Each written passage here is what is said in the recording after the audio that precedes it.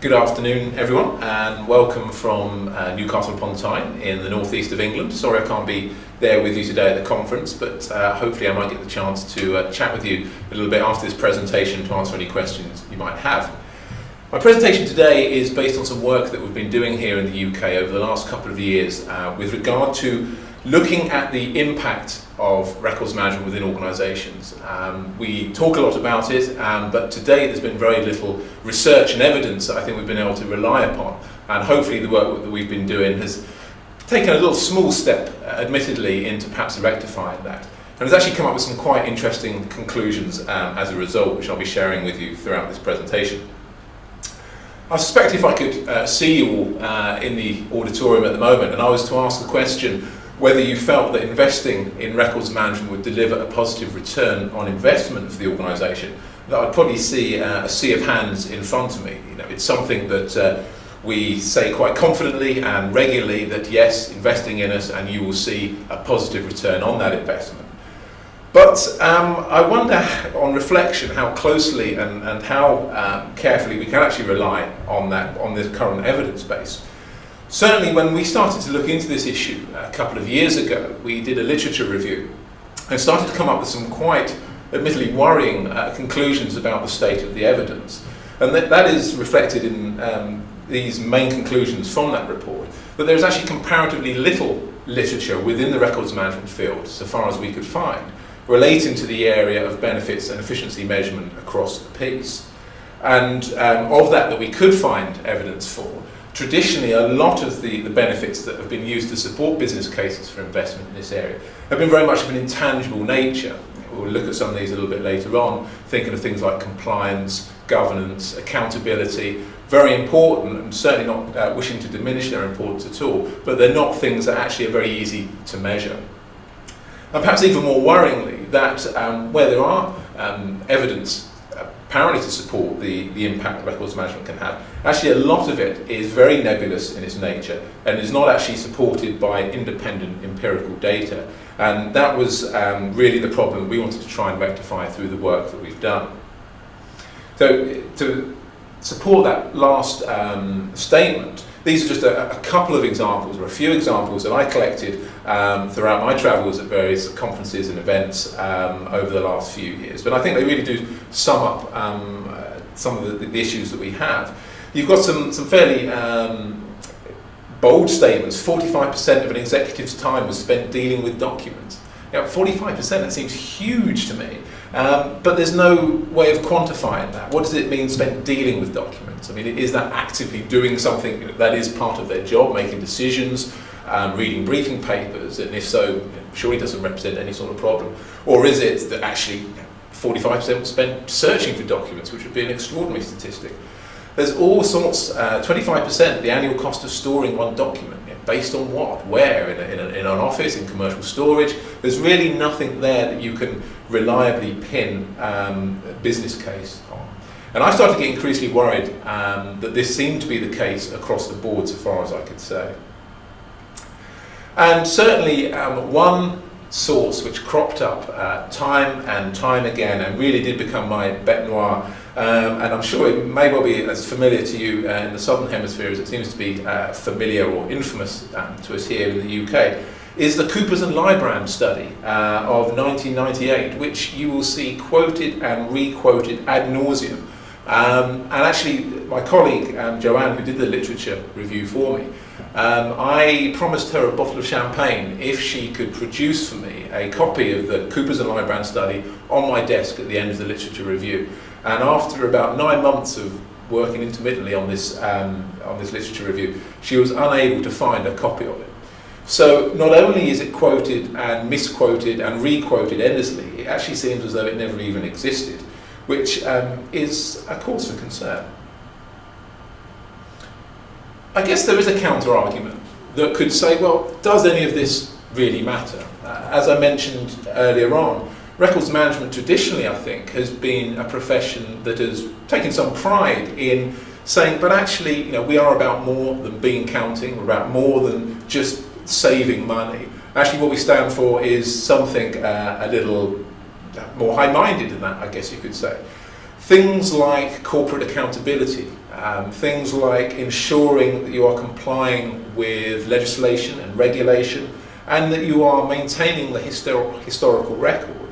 These are all things that all organisations worth their salt should take seriously, and that records management can contribute directly towards.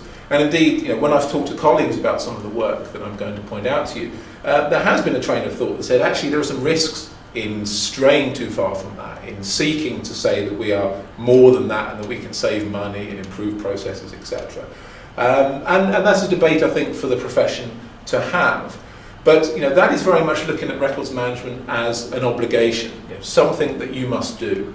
And personally, I think that's a limited role, and one that puts records management in the same sort of bracket as, for example, health and safety. Something that organisations feel obliged to do, but to be honest, they do with a fairly heavy heart, and they do the minimum that they can possibly do, because it's not seen to add any value to the organisation. It's not seen to contribute in a positive, active way, in the way that perhaps we would wish ourselves to be seen. But I think, having said that, certainly I've attended many a conference session and read many an article that seems to indicate that the profession does want to move beyond that view of itself, and to start to be seen as an opportunity for the organisation, something that will deliver that positive return on investment, be that an improved process, reduced overheads, the ability to do something new that couldn't previously be done. And that puts us very much in the spotlight, and to my mind, in a way that actually does require us to be able to prove some of the assertions that we've been making in perhaps a fairly cavalier fashion over the last 2, 3, 4 years. And I think certainly in the UK and perhaps elsewhere, I think we are seeing a shift, and we are in the middle of seeing quite a dramatic shift in our organisations. And this isn't some hugely novel point. It'd be obvious to most of us, I think. Certainly in the UK, the last decade, from the turn of the millennium up until about a year ago, the drivers for records management were very, very much dictated by regulation and compliance.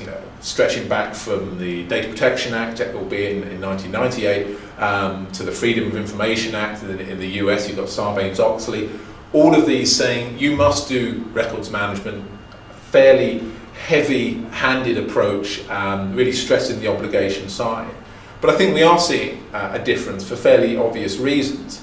The downturn in the economy, the pinch being felt across both the public and the private sector, a renewed interest in value for money and for achieving best value across the entire organisation. And I think we are entering what we're likely to be able to describe things as an efficiency decade. And records management treads a very thin line here.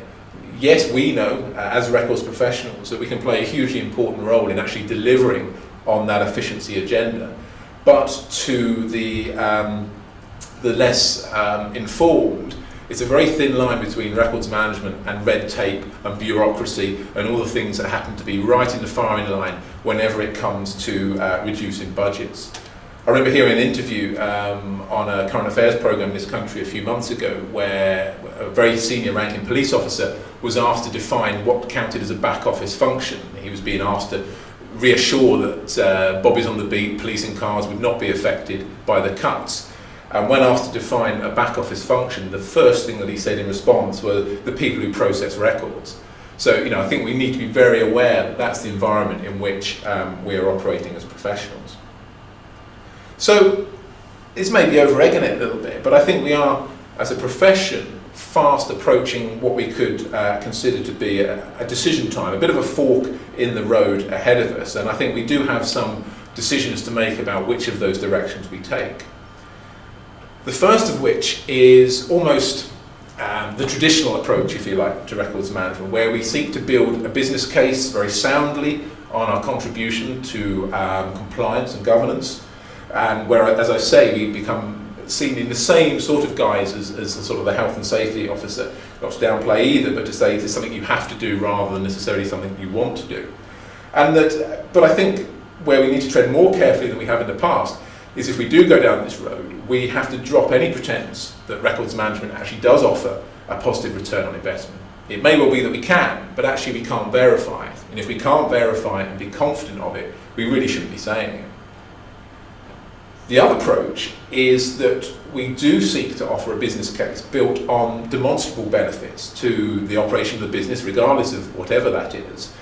Yes, we still say, yes, we do compliance, we do governance, but they're almost taken as a given. They're not the things that we shout from the rooftops about. We're comfortable and confident that we can deliver that, and people know that we can, so we're moving on about what's the value added that we can also offer.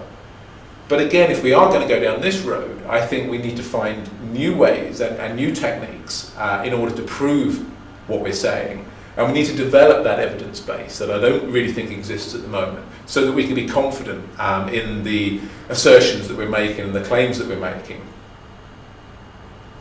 So it was really in this environment that we started to do some work on what we've called the impact calculator, which is a freely downloadable tool from the JISC Infonet website, and the URL is certainly on the last slide, which we developed really for the further and higher education sectors in the UK, but we know has been downloaded far further than that.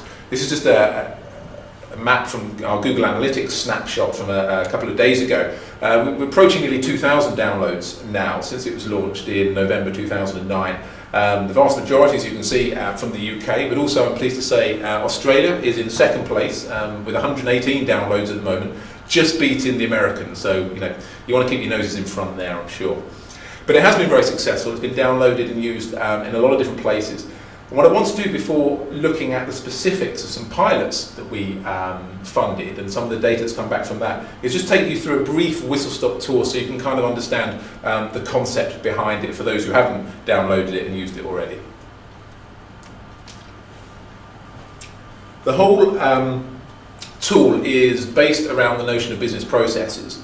This is on the assumption that we never do, or we should never do, records management for the sake of it. It is not the end, it is the means to an end. And what we're trying to do through this tool is identify what that end is and the contribution that records management is making to improve it. So this is taking some snapshots, not obviously the complete data, from some work that the University of Nottingham did. So they have a business process, and you can state that in as much or as little detail as you like. In this example, it was about introducing a new workflow process for their student disciplinary, instead of lots of toing and froing of paper records that there used to be before. And what we give you the opportunity to do is to identify your own measurable benefits. And we don't state what those are. It could be anything from time taken doing something, physical space saved, it could be carbon emissions, you name it. It's up to you to define what it is that you want to measure, and as many as you want as well. And again, this is only a snapshot. So they've chosen to do quite a few on time here, about the time taken with letters going to and from various departments. And then what we ask you to do, in admittedly quite a lot of detail, is actually to unpack how long that process takes to work in this example, because we're looking at a time-based process. So all the blue text you can see on the screen is user-entered, user-defined text, and the black is what the calculator does for you. So in this example, we're looking at a process that takes minutes to do, so that we set that unit of measurement, and what we're looking at is the minutes per case file per year. Now, as you can see, before we made any change, in the benchmark year one data, it used to take just over 17 minutes to perform that particular task, posting case files to schools. After the change, after the system was introduced, that's dropped to just 5 minutes per task. So what you can see there is an improvement, a performance improvement, just of time alone, of 71%. So already, just that small piece of data, you've actually got something quite powerful there that you can report back without any other data associated with it, to say, we have achieved a 71% improvement in the efficiency of that process. But often people want to convert that into money to show how much is actually being saved. So we allow you, given that we're talking in minutes here, to work out the grade of the person that's undertaking that role and what their salary per minute is, which is not something we usually, sort of level of detail we usually have to go down to, but it's relevant here. And as you can see, there was a reduction there from just over £800 per year for that process, to 448. So there's a saving just on that measurable benefit of £359 as a result of the work that's been done. But of course, looking just at the advantages and without any of the costs is only one side of the picture. So we do need to know how much it's cost to get you to that state. And again, the blue text is text that you have to enter. And over a 5-year period, we allow you to note all of the costs that are associated with the project in order to get that kind of the flip side of the balance sheet, if you like. And then what the impact calculator does is it aggregates all the benefits from however many that you've identified, compares those with the costs, and you start to get some data back again. And certainly what you can see from this example is that at the end of year 1, we're in the red. It's cost us more to implement the project than it has to save, but that's okay, we're comfortable with that. Because as you can see from year 2, we're actually already saving money, £4,000 a year. It's still going to take us a few years to chip away at the amount of investment that it cost. So we're not actually going to break even until year 4. But then from year 4 onwards, as you can see, we're quite confident that we're going to be actually making about a £5,000 profit per year. Now it might also be that people want to measure things other than money, as I say, and we've looked at time. But certainly when we spoke to organisations, a lot were interested in savings of space, but didn't feel that automatically transferred to a financial saving. You might say, well, we've just reduced the amount of filing cabinets in this room from 20 to 1, but actually we've still got to pay for the room. It saved us space, it hasn't saved us money. So it allows you to also add non-monetary impact, such as storage. So again, you've got some sort of metric that you can at least prove the difference that you're making. And then it also gives you a couple of nice pictorial charts as well that hopefully will catch the attention of senior management, if nothing else. And this is probably the most important in terms of when you're actually going to see a return on investment and what that will be over a 5-year period. And that's all created automatically through the impact calculator.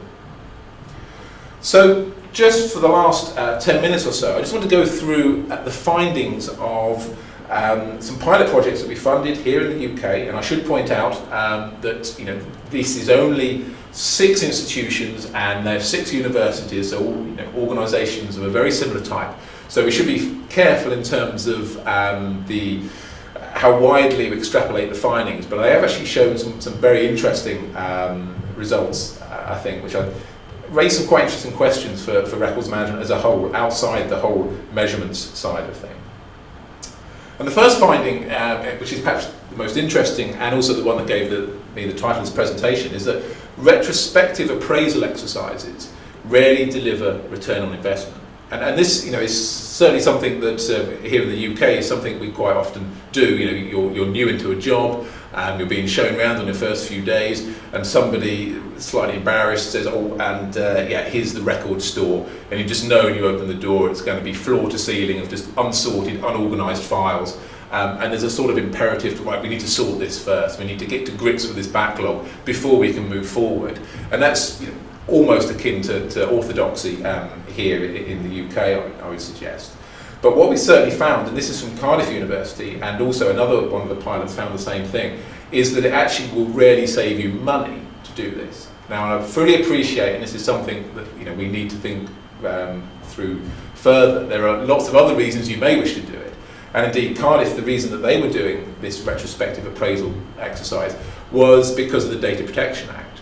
They were wanting to review the contents of all of their HR files because they were aware that they were retaining far more information on their staff than they should do under data protection legislation. They were also engaged in a new big project to actually scan and make available electronically all of their HR files. And they obviously wanted to make sure that they were only scanning what was needed. And so before they did that, they needed to get rid of all of the irrelevant and outdated material. So that was their project. But as you can see, this resulted in very much a front-ended appraisal project, which was designed specifically to address these legacy issues. But it led to some very extensive year 1 project costs of £83,000. I don't know what that is in US in Australian dollars, but it's a sizable chunk of money here. Interestingly, it did actually achieve a lot of its goals in terms of efficiency, because it actually reduced by 55% the time taken by HR staff to find information on personnel files from year 2 onwards. So it had a big efficiency saving. And when they got a subject access request under the Data Protection Act to locate one of these files, they were doing that 55% quicker than they would have been. And it also led to a 45% reduction in the amount of paper stored, which would have a positive effect when it came to the scanning process. But these were huge upfront year 1 costs, and it meant that the project was always going to have to deliver some pretty spectacular savings to claw this back. But not even this accounts for the full story, because even in years 3 to 5, as you can see, after the main backlog of records have been addressed, the revised process was estimated to be running at a deficit of just over £1,000 an annum. And this was due to the nature of the ongoing nature of it, where they had to make sure that a future backlog was avoided, compared with the one-off benefits, which were partially around this reduction in scanning costs. So, even looking forward, they were never going to recoup the costs that it had taken them. But, as I say, they certainly felt this project was a success. Yes, it didn't recoup money, but they felt that that was the price they were wanted to pay in order to ensure compliance with the Data Protection Act. But at least armed with these figures, they could make that decision on evidence rather than just saying we must have compliance at any cost. This is another example of the same finding, that retrospective appraisal exercises rarely deliver a return on investment. And here's about estates records at King's College London in the capital. And certainly, the headline figure, they made a saving of 96% in the time taken to retrieve a box file. Basically, they came up with a list per box for each box that they had, so that rather than have to leaf through individually each one, they could see very quickly whether this was the right box they needed. And it calculated that it was going to save them £33 per retrieval because of the time it was going to save. But it was actually going to cost them more again. It was going to cost them £1,000 a year to maintain that, and they were never going to get that money back again. So there's a couple of examples there where it seems that a big retrospective policy isn't ever going to deliver a return on investment. The opposite point of view is if you look at implementing a retention schedule on a from this point on basis, so you almost forget or draw a line in the sand in terms of what you've got lurking in the basement, and just say we are going to implement this appraisal and retention policy from all records that are created or received from this point on, which is the approach that Oxford University took. And as you can see, it returned a profit straight away. There's no red on the screen there at all. Admittedly, the returns were fairly modest, but because there wasn't that huge injection of cash at the outset, it meant that they were not to try and to backpedal all the time in terms of recouping money, and therefore could be confident in this example making an £8,000 saving after 5 years.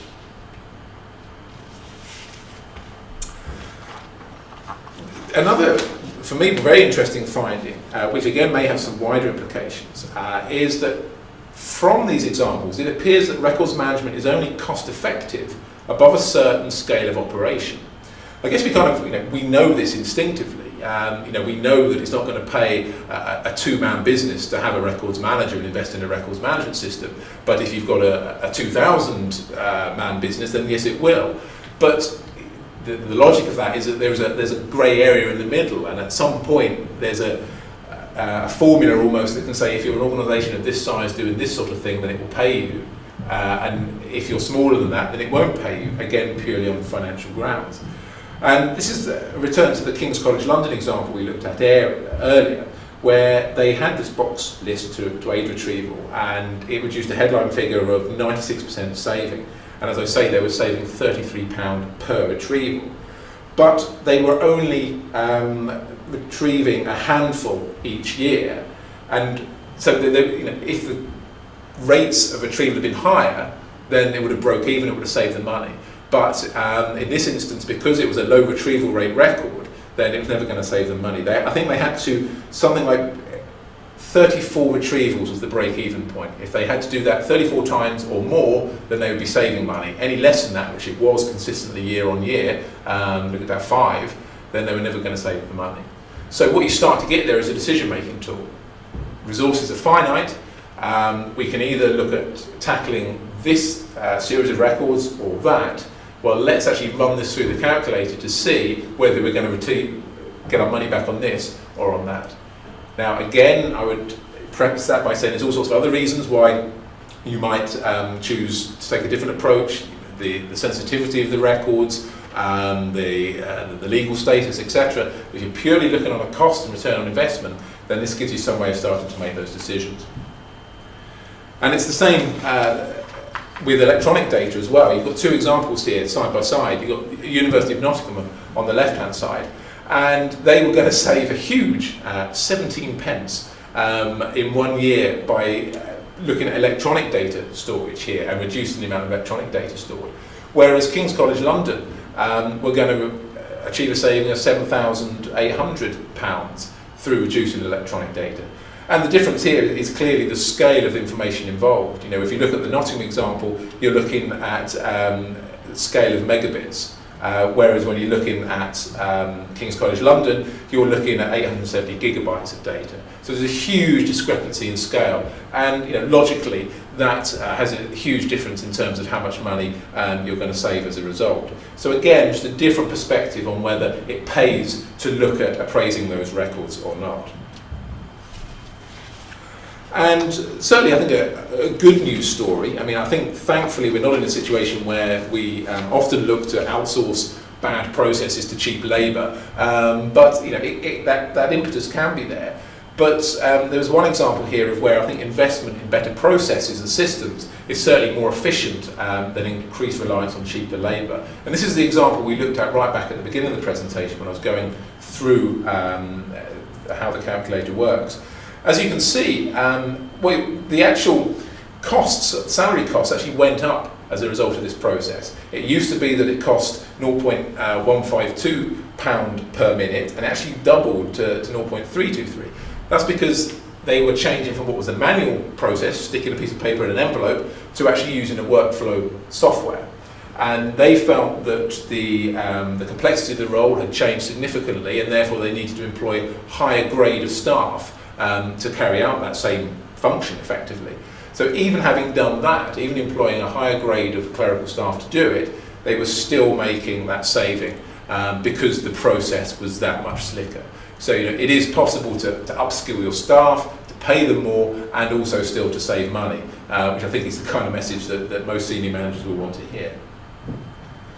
So in terms of next steps, I mean, I'm hoping that's given you a bit of an overview of the work that we've done and the experience of the case studies, and also some things to think about perhaps for the profession as a whole. But we're not resting on our laurels either.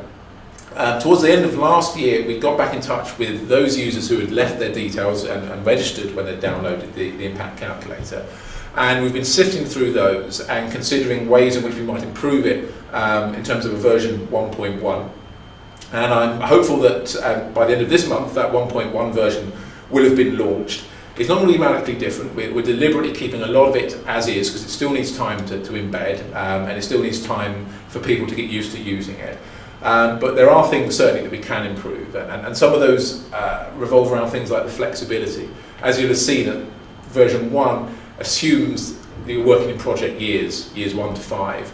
We know that projects are often much smaller than that. You may want to look at months 1 to 5, conceivably even weeks 1 to 5. So we're trying to make it more flexible so that you can define how large and long your project is. And we're also looking at ways of improving the guidance. It is very much a garbage in, garbage out tool, and I know some people were looking at the feedback were disappointed that you had to actually enter some data and it couldn't magically predict all of your information for you and tell you what you wanted to know. It does require you to do some legwork yourself, but it is up to you how much detail you want to put in. If you do want to put the garbage in, fine, and that is what you'll get out, but obviously the value will come through the detail. I should also have added there, and apologies for forgetting, that I actually published a paper in the Records Management Journal last year, specifically on some of the data that you've just seen in a bit more detail. The idea being that's a respected peer-reviewed journal. So although it's far from perfect, although you may be able to pick holes in some of the methodologies here, there is now a peer-reviewed reference source that you can use for examples of the impact of records management, so that we can leave Coopers and Lybrand to disappear into the realms of myth and history, hopefully. So thank you for your attention. At least I assume you've been paying attention and haven't all fallen asleep or nipped to the bar. I'm hoping that perhaps I'm online at the end of the phone now to answer any questions, and hope you enjoy the rest of the conference and look forward to speaking to you soon. Thanks very much.